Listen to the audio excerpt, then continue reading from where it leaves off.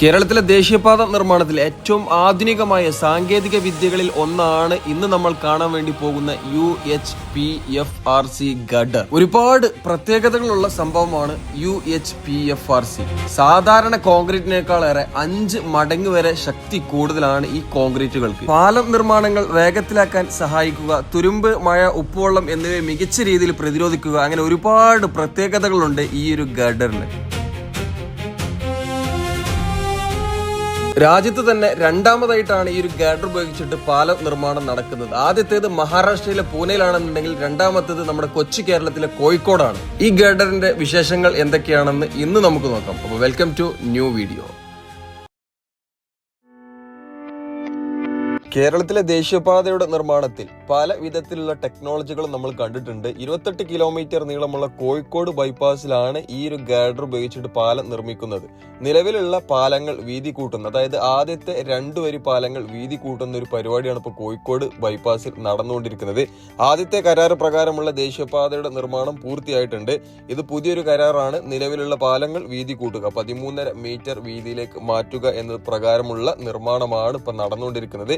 ഈ ഒരു നിർമ്മാണം കേരളത്തിൽ എല്ലാ സ്ഥലത്തും വേണം. ദേശീയപാത കടന്നു പോകുന്ന പല ഭാഗങ്ങളിലും നിലവിലുള്ള പാലം ഉറപ്പുള്ളതിനാൽ 2+3 എന്ന രീതിയിലാണ് ട്രാഫിക് കടന്നു പോകുന്നത്. പല ഭാഗത്തും ഉള്ള വീതി കുറയൽ കാരണം നിരവധി അപകടങ്ങൾ നടന്നിട്ടുണ്ട്. കാസർഗോഡ് ജില്ലയിലും മലപ്പുറം ജില്ലയിലൊക്കെ 3+2, ബാക്കിയുള്ള ജില്ലയിലൊക്കെ ഇത് തന്നെയാണ് അവസ്ഥ. അപ്പൊ ഇതിന് പരിഹാരമായിട്ട് പുതുതായി പാലം വീതി കൂട്ടുന്ന പണികൾ നടത്തണം. നമ്മൾ ആ കാര്യങ്ങളൊക്കെ ഒരുപാട് തവണ പറഞ്ഞതാണ്. നമ്മൾ ഏതായാലും ഇപ്പൊ ഗഡറിനെ കുറിച്ചിട്ട് കാര്യങ്ങൾ പറയാം. ഈ സാധനം വരുന്നത് പൂനെയിൽ നിന്നാണ്. മഹാരാഷ്ട്രയിലാണ് ആദ്യമായിട്ട് ഈ ഒരു പരിപാടി ഉപയോഗിച്ചിട്ടോ.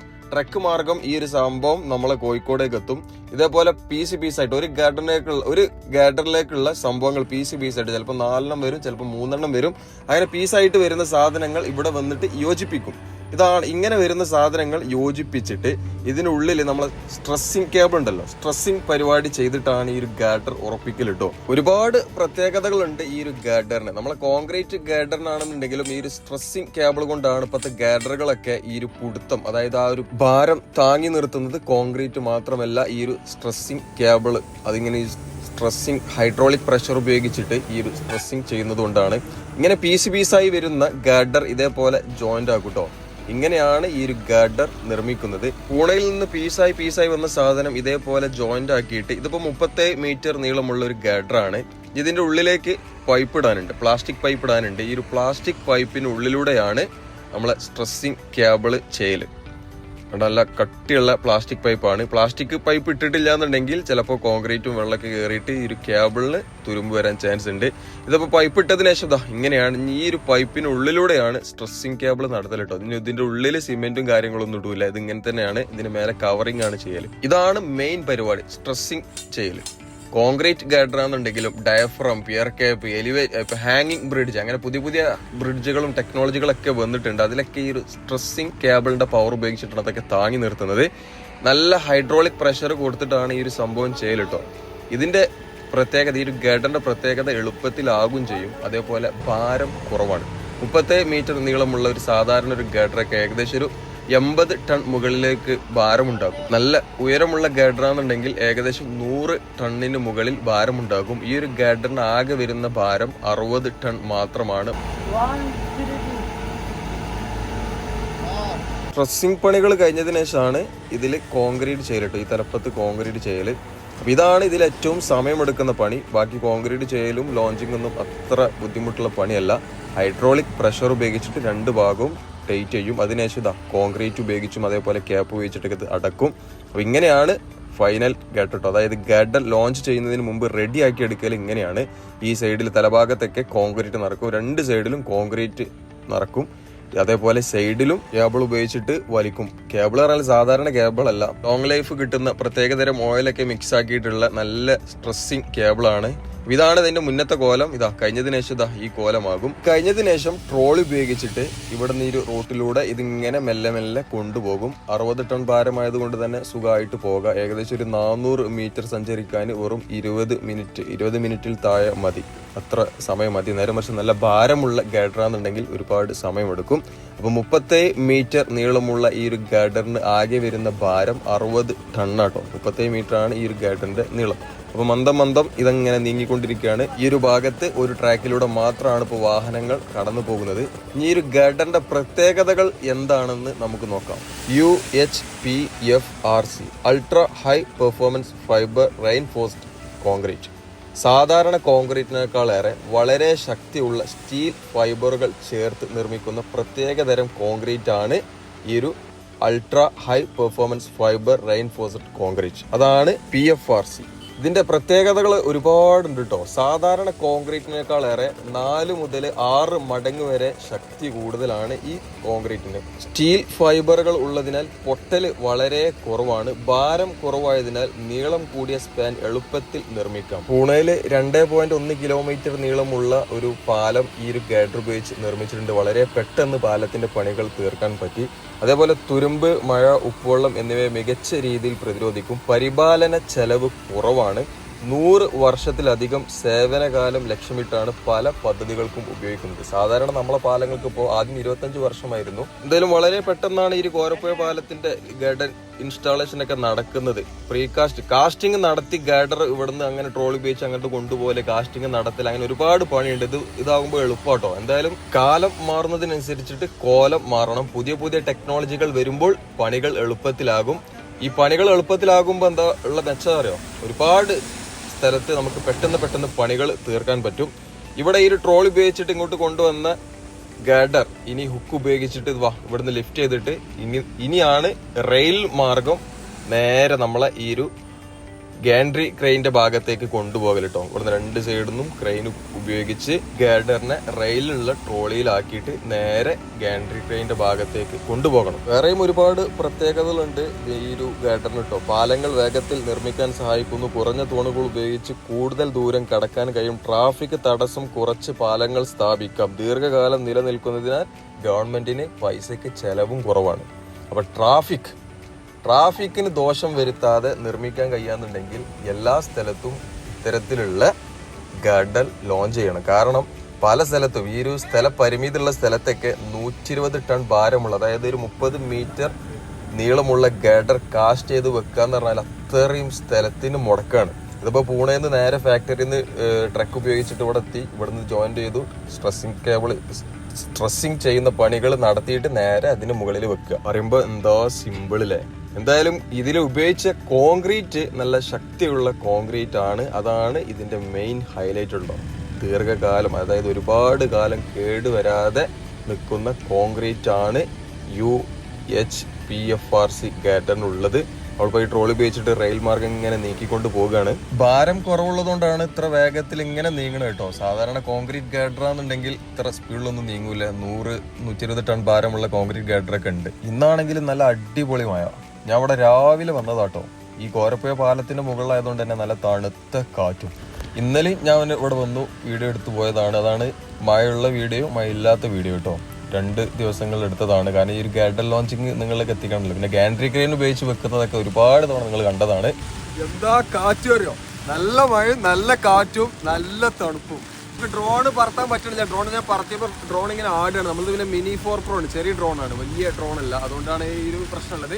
ഇത് നമ്മളൊരു സബ്സ്ക്രൈബറാണ്. തുടക്കം മുതൽ നമ്മുടെ വീഡിയോ കാണുന്ന ഒരാളാട്ടോ. അപ്പൊ നിങ്ങളും സബ്സ്ക്രൈബ് ചെയ്തില്ല എന്നുണ്ടെങ്കിൽ സബ്സ്ക്രൈബ് ചെയ്തോളെ. മഴയൊക്കെ സഹിച്ച് അവര് ഡ്രോൺ പറത്തുന്നുണ്ട്. അവര് പ്രോജക്റ്റിന്റെ ആവശ്യമായിട്ട് വന്നതാണ്.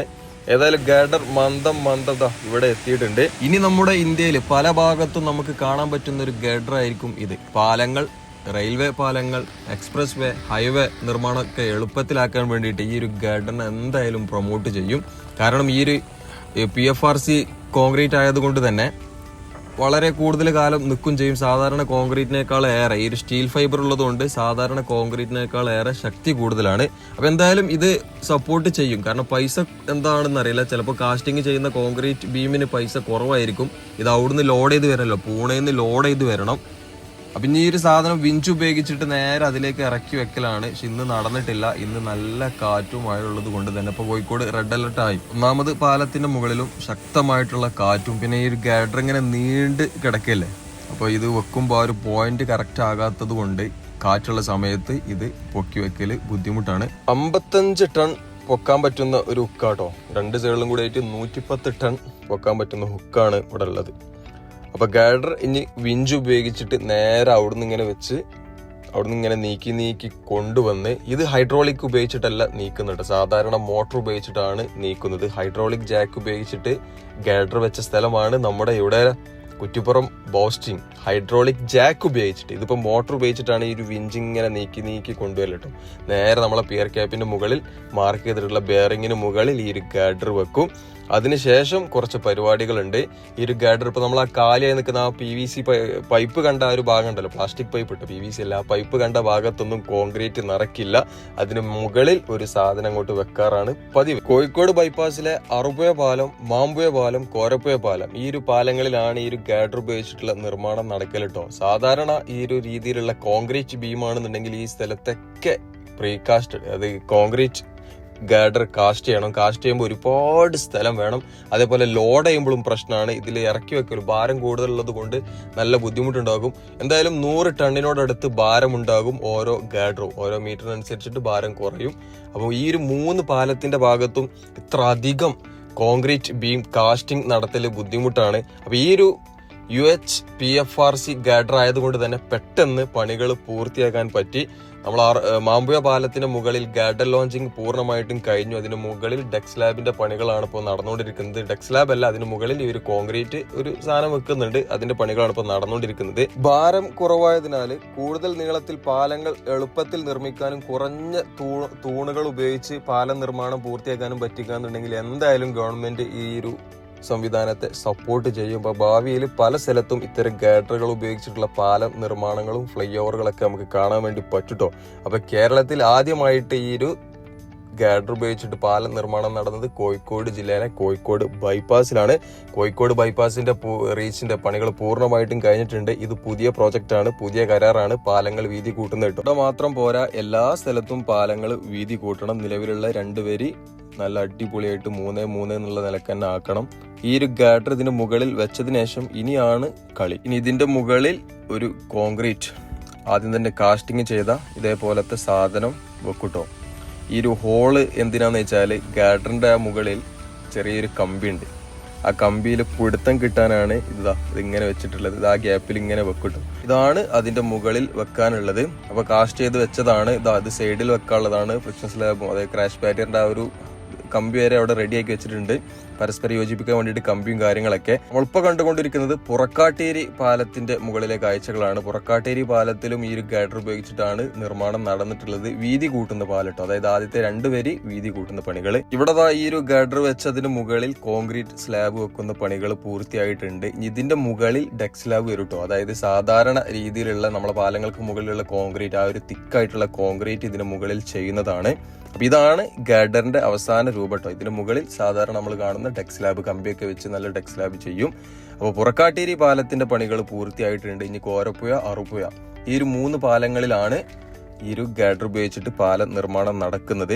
എന്തായാലും താമസിയാതെ കേരളത്തിന്റെ എല്ലാ സ്ഥലത്തും ഇതിപ്പോ എളുപ്പത്തിൽ തീരാൻ, അതായത് ജനങ്ങൾക്ക് ബുദ്ധിമുട്ടില്ലാത്ത രീതിയിൽ നിർമ്മാണം നടത്താൻ പറ്റുകയെന്നുണ്ടെങ്കിൽ ഗവൺമെന്റ് അതിനെല്ലാം സപ്പോർട്ട് ചെയ്യുള്ളൂ. നിർമ്മാണച്ചെലവ് ഏതിനാണ് കൂടുതൽ നോക്കൂട്ടോ. കാരണം പല കമ്പനികളും നിർമ്മാണച്ചെലവ് കുറക്കാൻ വേണ്ടിയിട്ട് ഇപ്പൊ ഈ ഒരു പ്രാചീന രീതിയിലുള്ള RC ഗൈഡർ, അതായത് കോൺക്രീറ്റ് ഗൈഡർ ഉപയോഗിച്ചിട്ടാണ് അവർക്ക് നിർമ്മാണച്ചെലവ് കുറക്കാൻ പറ്റുകയെന്നുണ്ടെങ്കിൽ ചിലപ്പോൾ അവരത് ചെയ്യും. എന്തായാലും കാലം മാറുന്നതിനനുസരിച്ചിട്ട് കോലം മാറിക്കൊണ്ടിരിക്കുകയാണ്. ബൗസ്റ്റിംഗ്, സ്റ്റീൽ ബൗസ്റ്റിംഗ് ഒക്കെ ഇപ്പൊ പല എക്സ്പ്രസ് വേയിലും ഉപയോഗിക്കുന്നുണ്ട്. അപ്പൊ ഏതായാലും സുഹൃത്തുക്കളെ, ഇതാണ് ഈ ഒരു ഗൈഡർ ഉപയോഗിച്ചിട്ട് പാലം നിർമ്മിക്കുമ്പോഴുള്ള പ്രത്യേകതകൾ കേട്ടോ.